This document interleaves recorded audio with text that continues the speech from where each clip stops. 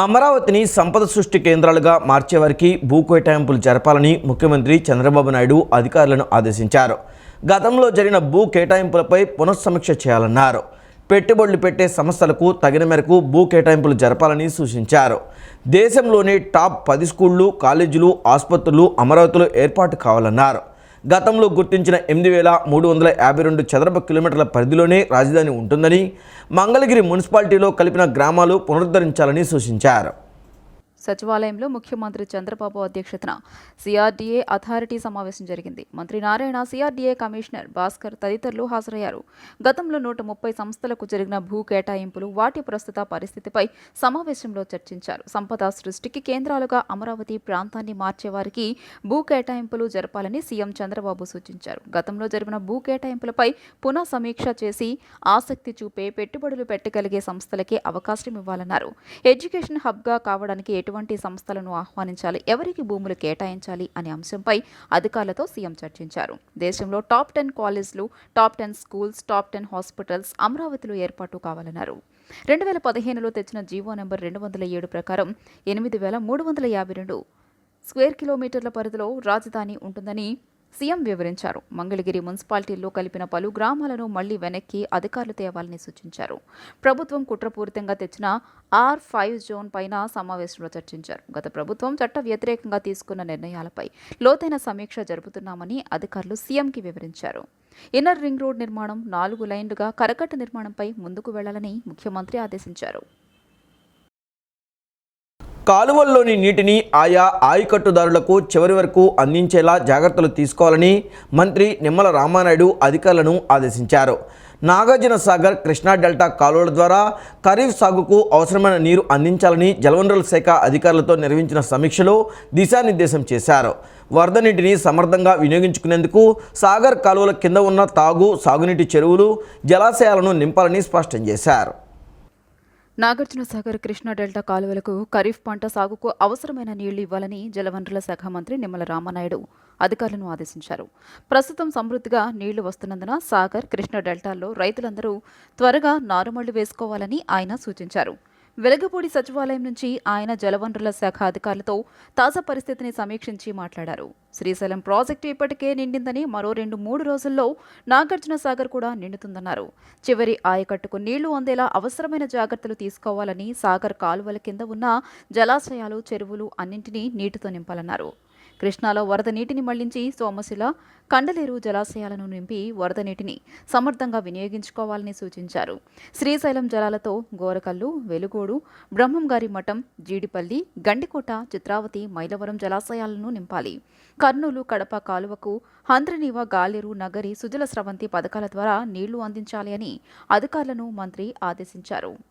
శ్రీశైలం కుడి కాలువ, తెలుగు గంగ, హంద్రీనేవ, గాలేరు నగరి, కడప, కర్నూలు కెనాల్, ఇంకా పర్టికులర్గా ఏదైతే రిజర్వాయర్స్ వెలిగోడు, గారకొల్లు, బ్రహ్మంగారి మఠం, జీడిపల్లి, గండికోట, చిత్రావతి, మైలవరం వంటి రిజర్వాయర్సు, అదేవిధంగా పెన్నా నది మీద ఉన్నటువంటి సోమశిల, కండలేరు వంటి రిజర్వాయర్స్, ఇట్లా ఏదైతే యొక్క వరద నీటిని సమర్థవంతంగా ఈ యొక్క జలాశయాల్లోనూ, రిజర్వాయర్స్లోనూ, చెరువుల్లోనూ నింపుకోవడం ద్వారా ఇమ్మీడియట్లీ ప్రస్తుతం ఈ యొక్క సాగునీరు అందించడంతో పాటుగా రాబోయేటువంటి 2-3 నెలలకు కూడా నీరు మరి ఉంచుకునేటువంటి విధంగా ఈ యొక్క జలాశయాలు, ఈ రిజర్వాయర్స్ నింపుకునేటువంటి విధానంలో మరి అధికారులందరూ కూడా శ్రద్ధ పెట్టాలని చెప్పేసి కూడా ఇప్పుడే అందరికీ కూడా ఆదేశాలు ఇవ్వడం జరిగిందని చెప్పి మీ ద్వారా అందరికీ కూడా తెలియజేసుకుంటాం.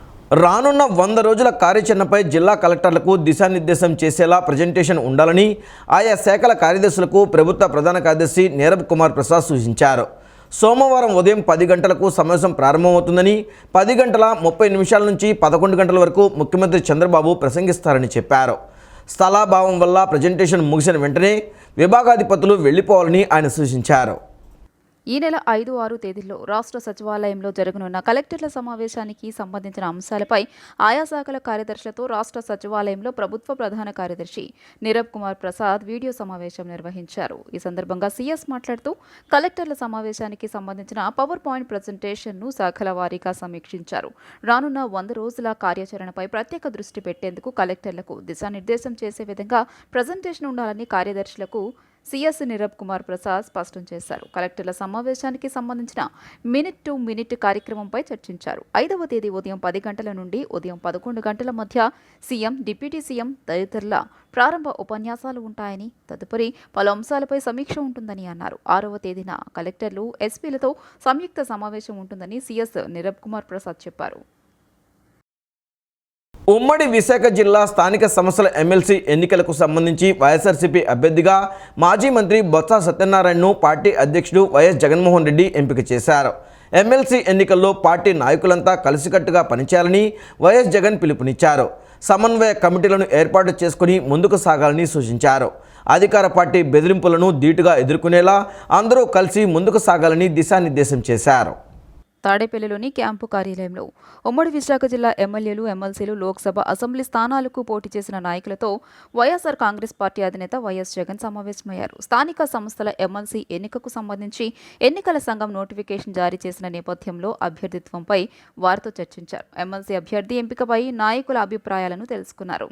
అనంతరం మాజీ మంత్రి బొత్సను అభ్యర్థిగా ఖరారు చేశారు. ఉమ్మడి విశాఖ జిల్లా స్థానిక సంస్థలో వైఎస్ఆర్సీపీకి భారీ మెజారిటీ ఉన్న నేపథ్యంలో సాధారణంగా టీడీపీ తన అభ్యర్థిని పోటీ పెట్టకూడదని వైఎస్ జగన్ పేర్కొన్నారు. అయితే చంద్రబాబు ఏ రోజు నైతిక విలువలు పాటించే వ్యక్తి కాదన్నారు. రకరకాల ప్రలోభాలు, బెదిరింపులతో అడ్డదారిలో గెలిచేందుకు ప్రయత్నాలు చేస్తున్నారన్నారు. కుయుక్తులు, కుట్రలు చంద్రబాబు నైజమన్నారు. ఇలాంటి పరిస్థితిలో ఎమ్మెల్సీ ఎన్నిక జరుగుతున్నందున పార్టీలో అందరూ నాయకుల అభిప్రాయాలను తెలుసుకునేందుకు సమావేశాన్ని ఏర్పాటు చేసినట్లు తెలియజేశారు. విజయవాడ ఎంపీ కేశినేని చిన్ని జన్మదిన వేడుకలలో టీడీపీ అధికార ప్రతినిధి బుద్దా వెంకన్న సంచలన వ్యాఖ్యలు చేశారు. తనకు అండగా ఉండాలంటూ విజయవాడ ఎంపీని కోరారు. తన మాట చెల్లుబాటు కావడం లేదని ఆవేదన వ్యక్తం చేశారు. రాష్ట్రంలో సీఏల ట్రాన్స్ఫర్స్ విషయంలో ఎమ్మెల్యేల మాట నెగ్గిందని వ్యాఖ్యానించారు. విజయవాడలోని తన కార్యాలయంలో పార్లమెంటు సభ్యులు కేశినేని చిన్ని జన్మదినం సందర్భంగా టీడీపీ అధికార ప్రతినిధి బుద్దా వెంకన్న భారీ కేక్ కట్ చేశారు. అనంతరం కేశినేని చిన్నికి జన్మదిన శుభాకాంక్షలు తెలియజేశారు. ఈ సందర్భంగా ఆయన మాట్లాడుతూ 2024లో రక్తంతో చంద్రబాబుకి అభిషేకం చేసిన నాకు టికెట్ రాలేదని, ఇప్పుడు తాను కార్యకర్తలకు న్యాయం చేయలేకపోతున్నానని అన్నారు. తనకు అండగా ఉండాలంటూ విజయవాడ ఎంపీని కోరారు. రాష్ట్రంలో సీఐల ట్రాన్స్ఫర్స్ విషయంలో ఎమ్మెల్యేలు మాట నెగ్గిందని ఆరోపించారు బుద్దా వెంకన్న. ఎమ్మెల్యే ఎవరిని అడిగితే వారిని సీఐలుగా నియమించారని అన్నారు. ఈ విషయంలో తన మాట చెల్లుబాటు కాలేదని అభిప్రాయపడ్డారు. ఇప్పుడు తన మాట ఎక్కడా చెల్లుబాటు కావడం లేదని, తానే ఇతరులపై ఆధారపడి పనులు చేయించుకోవాల్సి వస్తుందని అన్నారు. తనను నమ్ముకున్న కార్యకర్తలు ఏం చేయలేనని క్షమించాలని వేడుకున్నారు. 2024 ఎన్నికల సందర్భంలో రక్తంతో చంద్రబాబు నాయుడు చిత్రపటం కాళ్లు కడిగానని వెంకన్న గుర్తు చేశారు. తనకు ఎమ్మెల్యే టికెట్ ఇవ్వకపోయినా బాధపడలేదన్నారు. చంద్రబాబు ఇంటి మీదకు జోగి రమేష్ వెళ్తే అడ్డంగా నిలబడ్డానని, ఇప్పుడు గెలిచిన ఎమ్మెల్యేలు అప్పుడు ఎక్కడ ఉన్నారని ప్రశ్నించారు. కష్టకాలంలో ఉన్నప్పుడు వచ్చిందెవరో చెప్పాలన్నారు. అనంతరం కేశినేని చిన్ని మాట్లాడుతూ పొత్తుల్లో భాగంగా విజయవాడ పశ్చిమ నియోజకవర్గం ఎమ్మెల్యే సీటును బీజేపీకి ఇవ్వాల్సి వచ్చిందని గుర్తు చేశారు. పశ్చిమ నియోజకవర్గంలో ప్రస్తుతం టీడీపీ కార్యకర్తలు, నాయకులు ఇబ్బంది పడుతున్నారనేది నిజమేనన్నారు. ఆ విషయం నాకు తెలుసని చెప్పారు. దీన్ని అధిష్టానం దృష్టికి సాధ్యమైనంత త్వరగా తీసుకువెళ్తానన్నారు. చిన్ని గారు నేనేం తప్పుపట్టట్లా. చిన్ని గారి విషయంలో ఇందులో ఎటువంటి ఇది లేదు. ఇప్పుడు చిన్ని గారి దగ్గర నేను చెప్పేది ఏంటంటే, చిన్ని గారు అధిష్టానం దృష్టికి తీసుకెళ్తారని చెప్తున్నా ఆయనకి. మళ్ళీ బాబు మీరు తప్పుగా ఇచ్చేయకండి. చిన్ని గారు పార్లమెంటు సభ్యులు, చిన్ని గారు అధిష్టానం దృష్టికి తీసుకెళ్తారని నేను ఆయన దృష్టికి తీసుకెళ్తున్నా మా ఆవేదనని, మా బాధని. అయితే ఎల్లకాలం ఒకలాగే ఉన్నాం, ఎల్లకాలం ఒకలాగా ఉండదు. ఇవాళ శనివారం వెళ్ళిపోతుంది, రేపే వస్తుంది, ఆదివారం వస్తుంది. అలాగని మీరు కూడా ఏం భయపడకండి, ఎప్పుడు ఇలా ఉంటాం అనుకోకండి. పోరాట యోధుడికి ఎప్పుడు లైఫ్లో చావు ఉండదు. మరణం అంటే ఒకటే మరణం, కానీ వీటికి మరణం ఉండదు. నేను కూడా చంద్రబాబు గారి దగ్గరికి, లోకేష్ బాబు గారి దృష్టికి తీసుకెళ్తా. కేశినేని చిన్ని గారు మాత్రం మా ఆవేదనని, ఇప్పుడు నేనేదో మాట్లాడానో ఆ ఆవేదనని అధిష్టానం దృష్టికి మన అదృష్టం కొద్దీ ఆయన నాకు బాగా అత్యంత సన్నిహితుడైన మంత్రి గారు వచ్చారు, షెకావత్ గారు. తప్పకుండా నెరవేరుద్దాం, దశల వారీగా చేద్దాం, 3 సంవత్సరాల్లో మొత్తం నిధులు మంజూరు అయ్యేటట్టు చేద్దాం అని వాళ్ళు సెక్రటరీకి కూడా ఆదేశించడం జరిగింది. త్వరలో దీని కార్యక్రమం గవర్నమెంట్ నుంచి కూడా ప్రపోజల్స్ అన్నీ కరెక్ట్గా పంపించుకుని ఒక 5-6 నెలల్లో కనుక ఈ కొండ ప్రాంతం, నా దృష్టి అంతా కూడా ఎక్కువగా పశ్చిమ నియోజకవర్గం మీదే సుజనా చౌదరి గారితో కూడా కలిసి ఏమేమి సమస్యలు ఉన్నాయో, ఇద్దరు ఉన్నారు, వీళ్ళిద్దరికీ తెలియని సమస్య అంటూ ఇక్కడ ఏమీ లేదు. ఇద్దరిని ఉదయాంకన్న గారికి కూడా మీరా గారికి కూడా అతి త్వరలో మంచి పదవులు వస్తాయి. ఈరోజు ఆ బాధ్యతలను రాష్ట్రానికి రావాల్సినటువంటి ఆ శాఖల్లో ఉన్నటువంటి రాష్ట్రానికి ఏమి రావాలో తీసుకొచ్చే బాధ్యత చంద్రబాబు నాయుడు గారు, నారా లోకేష్ గారు, కేసినేని చిన్ని గారికి అప్పచెప్పడం అంటేనే అంటే ఆ సమర్థవంతమైనటువంటి నాయకుడిగా మన అధినాయకుడు గుర్తించినందుకు ధన్యవాదాలు తెలియజేస్తూ వారికి మరొక్కసారి పుట్టినరోజు శుభాకాంక్షలు. రాష్ట్ర రాజధాని అమరావతి నిర్మాణానికి భూములిచ్చిన రైతులకు ఎకరానికి ఇస్తున్న వార్షిక కౌలును, రైతు కూలీలకు ఇచ్చే పెన్షన్లను మరో 5 ఏళ్ల పాటు పొడిగించేలా సిఆర్డీఏ సమావేశంలో నిర్ణయం తీసుకున్నట్లు రాష్ట్ర పురపాలక మరియు పట్టణాభివృద్ధి శాఖ మంత్రి పి నారాయణ తెలిపారు. రాజధానిలో భూములు కేటాయించిన సంస్థలకు తమ కార్యాలయాలు ఏర్పాటు చేసుకునేందుకే మరో 2 ఏళ్ల పాటు గడువు పొడిగించడం జరిగిందన్నారు. అమరావతి ప్రాంతంలో దాదాపు 130 సంస్థలకు భూములను కేటాయించడం జరిగిందని, ప్రస్తుతం వారి పరిస్థితి ఏమిటని తెలుసుకునేందుకు సిఆర్డీఏ కమిషనర్ ఇప్పటికే వారితో చర్చలు జరపడం జరిగిందన్నారు. రాష్ట్ర సచివాలయంలో రాష్ట్ర పురపాలక మరియు పట్టణాభివృద్ధి శాఖ మంత్రి పొంగూరు నారాయణ నిన్న విలేకరుల సమావేశం నిర్వహించారు.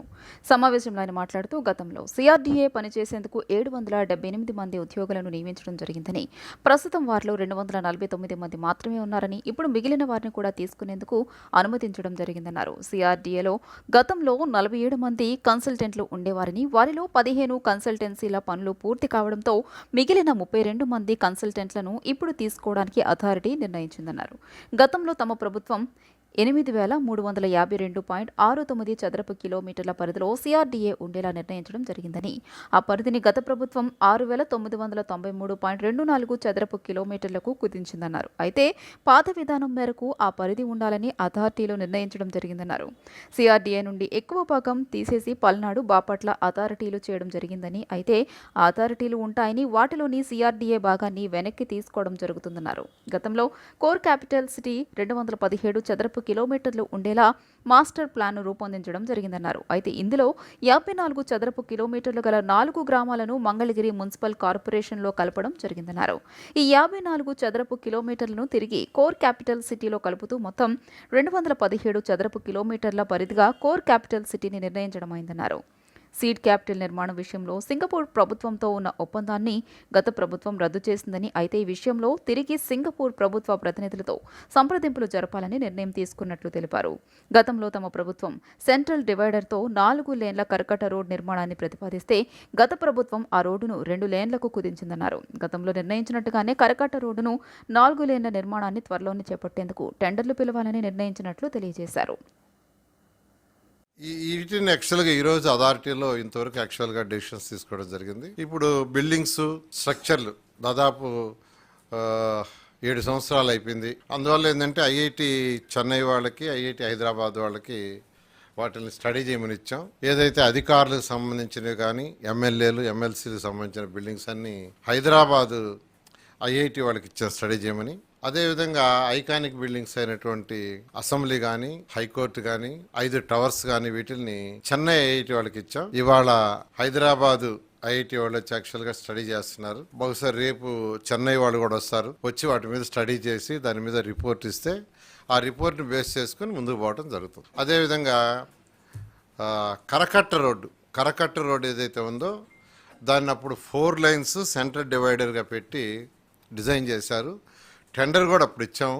అయితే గత ప్రభుత్వం ఏం చేసిందంటే దాన్ని 4 లైన్లు అవసరం లేదని మళ్ళీ 2 లైన్స్కి చేసింది. అయితే మళ్ళీ ఇవాళ అథారిటీ ఒరిజినల్గా ఏదైతే మనం 4 లైన్స్ డిజైన్ చేసి సెంట్రల్ డివైడర్ పెట్టామో కరకట్ట రోడ్ ఆ విధంగా డిజైన్ చేసి ఇమీడియట్గా టెండర్ పిలిచి స్టార్ట్ చేయమన్నారు. దీంతో నేషనల్ హైవేకి మనం చేసినది ఈ యొక్క డిజైన్ 217 చదరపు కిలోమీటర్ల యొక్క క్యాపిటల్ సిటీ. ఇది గ్రిడ్ అంటారు యాక్చువల్గా. అంటే ప్రతి trunk road, major road 1 kilometre by 1 kilometre. Visakha ఉక్కు ప్రైవేటీకరణ లేదని బతికించారా లేక నిధులు ఇవ్వకుండా చంపాలని చూస్తున్నారా అంటూ ఏపీసీసీ చీఫ్ వైఎస్ షర్మిలారెడ్డి కేంద్రంపై ఆగ్రహం వ్యక్తం చేశారు. కేంద్రం తీరు అమ్మ పెట్టదు, అడుక్కు తిన్నవదు అనే సామెతలా ఉందన్నారు. 6,000 కోట్ల అప్పుల్లో ఉన్నామని, ఉక్కు తయారీకి ఇక ముడి పదార్థాలు నిండుకున్నాయని, కొనేందుకు చిల్లి గవ్వ కూడా లేదని, ఈ నెల జీతాలు కూడా ఇవ్వడం కష్టమే అంటూ యాజమాన్యం చేతులెత్తేస్తుంటే మోదీకి కనీసం చీమ కుట్టినట్లయినా లేదని మండిపడ్డారు. కేంద్రంలోని మోదీ సర్కార్పై ఆంధ్రప్రదేశ్ కాంగ్రెస్ కమిటీ అధ్యక్షురాలు వైఎస్ షర్మిల ఫైర్ అయ్యారు. విశాఖ ఉక్కు కర్మాగారంపై ఎక్స్ వేదికగా కేంద్ర ప్రభుత్వంపై ఘాటు వ్యాఖ్యలు చేశారు. విశాఖ ఉక్కును ప్రైవేటీకరణ లేదని బతికించారా లేక నిధులు ఇవ్వకుండా చంపాలని చూస్తున్నారా అని ఆమె ప్రశ్నించారు. అమ్మ పెట్టదు అడుక్కు తిన్నవ్వదు అనే సామెతగా కేంద్రం తీరు ఉందని విమర్శించారు. 6,000 కోట్ల అప్పుల్లో ఉన్నామని, ఉక్కు తయారీకి ఇక ముడి పదార్థాలు నిండుకున్నాయని, కొనేందుకు చిల్లికవ్వ కూడా లేదని, ఈ నెల జీతాలు కూడా ఇవ్వడం కష్టమే అంటూ యాజమాన్యం చేతులెత్తేస్తుంటే మోదీకి కనీసం చీమ కుట్టినట్లయినా లేదని విమర్శించారు. పోనీ అప్పు తెద్దామా అంటే మూడోసారి గద్దెనెక్కిన మోదీ ఆంధ్రుల తలమానికం విశాఖ ఉక్కుపై డబుల్ గేమ్ ఆడుతున్నారని ఆగ్రహం వ్యక్తం చేశారు. కుక్కను చంపాలి అంటే పిచ్చిదానిగా చిత్రీకరించినట్లు విశాఖ స్టీల్కు రూపాయి సహాయం చేయకుండా వెంటిలేటర్ మీదకు నెట్టారని దుయ్యబట్టారు. నిధులు ఇవ్వకుండా సైలెంట్గా నిర్వీర్యం చేస్తున్నారని పేర్కొన్నారు. త్వరలోనే అదానీ, అంబానీ, జిందాల్ లాంటి వాళ్లకు కట్టబెట్టే ముహూర్తం కూడా ఫిక్స్ చేశారని షర్మిల అన్నారు. ఏపీ బీజేపీ నేతలను కూటమిలో భాగస్వామ్యమైన టీడీపీ, జనసేన పార్టీలను హెచ్చరిస్తున్నారని, విశాఖ స్టీల్ ప్రైవేటీకరణ లేకుంటే ప్లాంట్ బలోపేతంపై మీకు చిత్తశుద్ధి ఉంటే తక్షణం ఆర్థిక సహాయం ప్రకటన చేయాలని, కావలసిన ముడి పదార్థాలు వెంటనే సమకూర్చాలని కోరారు. కేంద్ర రాష్ట్ర ప్రభుత్వాల సమన్వయంతో ప్లాంట్కు పూర్వ వైభవం తీసుకురావాలని కాంగ్రెస్ పార్టీ తరపున డిమాండ్ చేస్తున్నట్లు షర్మిల ట్వీట్ చేశారు. ప్రభుత్వ విద్యార్థులను సొంత పిల్లల్లా ప్రభుత్వం బాధ్యత తీసుకుందని, వారికి కావలసిన అన్ని రకాల సదుపాయాలు కల్పిస్తుందని ఎమ్మెల్యే బొండా ఉమామహేశ్వరరావు పేర్కొన్నారు. టీడీపీ ప్రభుత్వంలో ఎస్ఆర్ఆర్ కళాశాలకు మంచి రోజులు రానున్నాయని చెప్పుకొచ్చారు. కార్పొరేట్ కళాశాలలకు దీటుగా ఈ కళాశాల ఎంతో అభివృద్ధి చెందిందని ఆయన పేర్కొన్నారు. ఆంధ్రప్రదేశ్ ప్రభుత్వ ఇంటర్ విద్య ఆధ్వర్యంలో మాచవరంలోని ఎస్ఆర్ఆర్ అండ్ సివిఆర్ కళాశాల నందు ఉచిత పుస్తక పంపిణీ కార్యక్రమం జరిగింది. ఈ కార్యక్రమంలో ఎమ్మెల్యే బోండా ఉమామహేశ్వరరావు ముఖ్య అతిథిగా పాల్గొని విద్యార్థులకు పుస్తకాలు పంపిణీ చేశారు. ఈ సందర్భంగా ఆయన మాట్లాడుతూ తాను గతంలో ఎమ్మెల్యేగా ఉన్న సమయంలో ఎస్ఆర్ఆర్ కళాశాలలో జరిగిన అన్ని కార్యక్రమాలలో పాల్గొనడం జరిగిందన్నారు. ప్రజల ఆశీస్సులతో పేదల కోసం పనిచేసే ప్రభుత్వం అధికారంలోకి వచ్చిందన్నారు. ప్రభుత్వ విద్యార్థులను సొంత పిల్లల ప్రభుత్వం బాధ్యత తీసుకుందని, వారికి కావాల్సిన అన్ని రకాల సదుపాయాలు అందిస్తున్నామని చెప్పారు. ఎస్ఆర్ఆర్ కళాశాలకు మంచి రోజులు రానున్నాయని చెప్పారు. ఈ కళాశాలకు ఎంతో ఘన చరిత్ర ఉందని, మహామహులు ఈ కాలేజ్లో చదువుకున్నారని, ముఖ్యమంత్రులు, మంత్రులు, ఉన్నత స్థాయి అధికారులు అయ్యారని ఆయన వెల్లడించారు. ఫస్ట్ క్లాస్ నుంచి 10th క్లాస్ వరకు అన్ని రకాలుగా స్కూల్స్లో, గవర్నమెంట్ స్కూల్స్లో చదువుతున్నటువంటి పిల్లలకి సొంత పిల్లల్లాగా ప్రభుత్వం చూసుకుంటా ఉంది. వాళ్ళకి యూనిఫామ్ ఇస్తున్నాం, టెక్స్ట్ బుక్స్ ఇస్తున్నాం, నోట్ బుక్స్ ఇస్తున్నాం, బ్యాగు, అలాగే షూసు, అట్లాగే మధ్యాహ్నం భోజనం కూడా వాళ్ళకి పౌష్టికాహారంతో పేద విద్యార్థులందరికీ కూడా భోజనం కూడా పెడతా ఉన్నాం. ఇవాళ ఇంటర్మీడియట్ నుంచి ఇక్కడ పిల్లలందరికీ, చదువుకునే పిల్లలకి uniforms, text books, bags, note books ఇవాళ ప్రభుత్వం ఇస్తూ ఉంది. నేను మీ అందరికి విజ్ఞప్తి చేస్తా ఉన్నా, ఇవాళ చాలామంది కార్పొరేట్ కళాశాలల పిచ్లో అటేపు వెళ్తూ ఉన్నారు. కానీ ఇక్కడ నేను రాగానే అడిగా మీ ప్రిన్సిపల్ గారిని, ఎంత ఉన్నారు స్ట్రెంత్ అంటే 1000+ ఉన్నారండి అన్నారు. చాలా సంతోషం వేసింది. 1000+ అంటే మామూలు విషయం కాదు. మళ్ళా ఈ కాలేజీలో మంచి రోజులు, ఇవాళ ఉన్నటువంటి లెక్చరర్స్ టీము, ఇవాళ ఉన్నటువంటి అధ్యాపక టీంతో బ్రహ్మాండంగా డెవలప్ అవుతా ఉంది. 2024 ఎన్నికల్లో టీడీపీ కూటమి విజయానికి కీలకంగా పనిచేసిన ఎన్ఆర్ఐ టీడీపీ ప్రతినిధులు ఇక నుంచి 2029 ఎన్నికలు లక్ష్యంగా పనిచేయాలని రాష్ట్ర రెవెన్యూ, రిజిస్ట్రేషన్స్ అండ్ స్టాంప్స్ శాఖ మంత్రి అనగాని సత్యప్రసాద్ దిశానిర్దేశం చేశారు. ఎన్ఆర్ఐ టీడీపీ సభ్యులు ఎంతో శ్రమకూర్చి డబ్బులు ఖర్చు పెట్టుకుని పార్టీ కోసం కష్టపడ్డారని అన్నారు. 2024 ఎన్నికల్లో టీడీపీ కూటమి విజయానికి కీలకంగా పనిచేసిన ఎన్ఆర్ఐ టీడీపీ ప్రతినిధులు ఇక నుంచి 2029 ఎన్నికలే లక్ష్యంగా పనిచేయాలని రాష్ట్ర రెవెన్యూ, రిజిస్ట్రేషన్స్ అండ్ స్టాంప్ శాఖ మంత్రి అనగాని సత్యప్రసాద్ తెలియజేశారు. సచివాలయంలో తనను కలిసిన ఎన్ఆర్ఐ టీడీపీ ప్రతినిధులతో ఆయన కాసేపు మాట్లాడారు. తమ బృందం ఎన్ఆర్ఐ టెక్ బ్రెయిన్స్ పేరుతో 2024 ఎన్నికల సమయంలో చేసిన కృషి గురించి మంత్రి అనగాని వివరించారు. తాము రాత్రింబవళ్లు కష్టపడి 175 నియోజకవర్గాలకు కావాల్సిన సమాచారాన్ని అందించామని చెప్పారు. ప్రతి నియోజకవర్గంలో బూత్ల వారీగా ఓటర్ల జాబితాను తయారు చేశామని, బూత్ల వారీగా దొంగ ఓట్లను తొలగించేందుకు కృషి చేశామని చెప్పారు. ఓటర్ల జాబితాను తప్పులు లేకుండా తయారు చేసేందుకు ఎన్నికల సంఘంతో కలిసి కూడా పనిచేసినట్లు చెప్పారు. కూటమి అభ్యర్థుల గెలుపు కోసం 1,80,00,000 మందికి వాట్సాప్ మెసేజ్లు పంపినట్లు చెప్పారు. ఎన్ఆర్ఐ టీడీపీ సభ్యులు ఎంతో శ్రమ కూర్చి డబ్బులు ఖర్చు పెట్టుకుని పార్టీ కోసం కష్టపడ్డారని, వారి సేవలు ఎప్పటికీ మరవబోమని మంత్రి అనగాని అన్నారు. కాగా ఇక నుండి 2029 ఎన్నికలే లక్ష్యంగా పనిచేయాలని కోరారు. ఆపరేషన్ వ్యాలంటైన్ చిత్ర ఫ్రీ రిలీజ్ వేడుకల్లో ఎయిర్ ఫోర్స్లో సేవలందిస్తూ ప్రాణార్పించిన వారి కుటుంబాలకు సినీ నటుడు జనసేన పార్టీ నాయకులు కొణిదెల నాగబాబు 6 లక్షల రూపాయల సాయం అందిస్తున్నట్లు ప్రకటించారు. గతంలో సాయం చేస్తానని మాటిచ్చారు. ఇచ్చిన మాట ప్రకారం 6 లక్షల రూపాయల సాయం చేస్తున్నట్లు స్పష్టం చేశారు. ఈ చిన్న సాయం పెద్ద గొప్పది కాకపోవచ్చు, కానీ ఇచ్చిన మాట మర్చిపోలేదన్న విషయాన్ని మీతో పంచుకుంటున్నట్లు ఎక్స్లో పోస్ట్ చేశారు. దేశ సేవలో ప్రాణాలు అర్పించిన వారికి తోడ్పాటు అందించే అవకాశం రావడం అదృష్టంగా ఉందని నాగబాబు తెలిపారు. ఇప్పుడు నేను చెప్పబోతున్న అమౌంట్ పెద్ద అమౌంట్ కాకపోవచ్చు, కానీ నా తల్లి నాకు బర్త్డేగా మొన్న అక్టోబర్కి ఒక గిఫ్ట్ ఇచ్చింది, కొంత డబ్బు. ఆ డబ్బుతో కలిపి నేను కూడా కొంత జత చేసి చిన్న అమౌంటే ఒక 6 లక్షల రూపాయలు వీరనారి అంటే ఇండియన్ డిఫెన్స్ వారికి ఇచ్చేటువంటి, ఒక భర్తలు కోల్పోయినటువంటి స్త్రీలకి మనం ఇచ్చేటువంటి ఒక చిన్న కంట్రిబ్యూషన్ 6 lakhs. అది నాకు Varun with your my personal request is, నువ్వు డైరెక్టరు సిద్ధు మీ ప్రొడ్యూసర్స్ ముగ్గురు వెళ్ళి బిఫోర్ రిలీజింగ్ ఎందుకంటే నేను కొంచెం మళ్ళీ ఊళ్ళు తిరగాల్సి వస్తుంది పొలిటికల్ పని మీద, నువ్వు ముగ్గురు కలిసి వెళ్ళి ఇచ్చి ఒక ఫోటో తీసుకొని నాకు పంపించండి. I will be very happy. Krishna జిల్లా మచిలీపట్నంలో శ్రీ సీతారాముల వారి కళ్యాణం అత్యంత వైభవపేతంగా జరిగింది. ప్రతి నెల వచ్చే పునర్వసు నక్షత్రాన్ని పురస్కరించుకొని స్వామివారిపై ఉండే అంచెలంచెల భక్తి విశ్వాసంతో కొట్టే మోహన్ మైథిలి దంపతుల ఆధ్వర్యంలో స్వాములవారి కళ్యాణం ఘనంగా నిర్వహిస్తున్నారు. కృష్ణా జిల్లా మచిలీపట్నం గోపువానిపాలెం డాబాల సెంటర్ వద్ద ఉన్న శ్రీ విజయ కోదండ రామాలయం నందు చిన్నజీఆర్ స్వామి మంగళ శాసనాలతో శ్రీరాముల వారి కళ్యాణం కన్నుల పండుగగా నిర్వహించారు. శ్రీ కొట్టే మోహన్ మైత్రి దంపతుల ఆధ్వర్యంలో నిర్వహించిన ఈ కళ్యాణ మహోత్సవాన్ని తిలకించేందుకు చుట్టుపక్కల ప్రాంతాల నుంచి పెద్ద సంఖ్యలో భక్తులు తరలివచ్చారు. అర్చకులు వేద మంత్రాల నడుమ స్వామివార్ల కళ్యాణ తంతు శాస్త్రోక్తంగా నిర్వహించారు. కొట్టే మోహన్ మైథిలి తమ ఇంటి వద్దే రామాలయాన్ని నిర్మించి స్వామివారిని సేవలో తరిస్తున్నారు.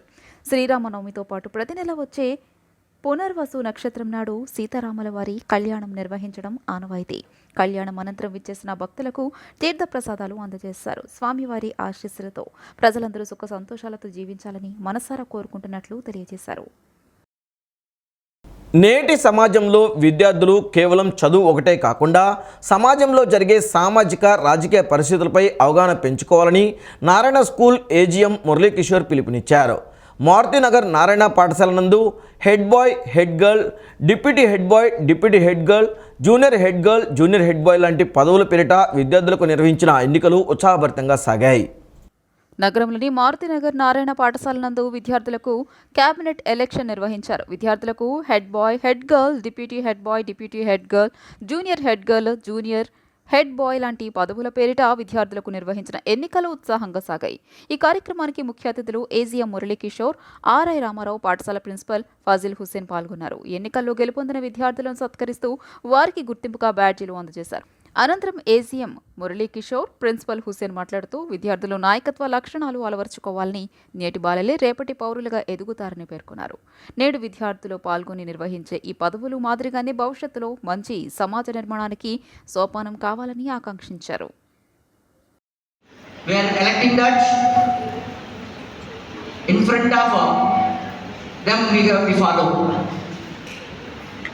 So what are the batches we are providing today? They must be born in that and must be follow everything. If you have any queries at that, ఈ వార్తలు ఇంతటితో సమాప్తం. నమస్కారం.